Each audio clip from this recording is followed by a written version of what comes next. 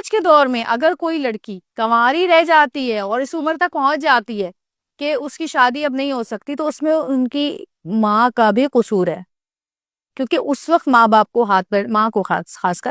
Let's stop right there. یہ صرف ایک اسٹیٹمنٹ نہیں ہے. This is severe emotional damage.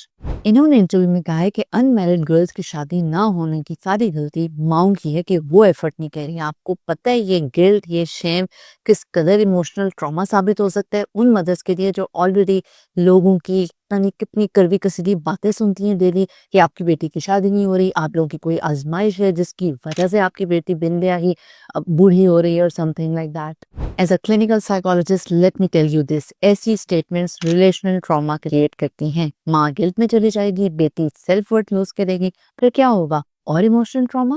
شادی نہ ہونا کوئی فیلئر نہیں ہے، یہ کوئی مورل فلا نہیں ہے. ایسا نہیں ہے کہ اس کے پیرنٹس ایفرٹ نہیں کر رہے یا اس کے پیرنٹس کا کوئی گناہ ہے. پتہ ہے ہم اس طرح کے کامنٹ سے اس ماں کو کتنی اذیت دے رہے ہیں جو آلریڈی اتنا اسٹرگل کر رہی ہے کہ کسی طرح سے اس کی بیٹی کی شادی ہو جائے.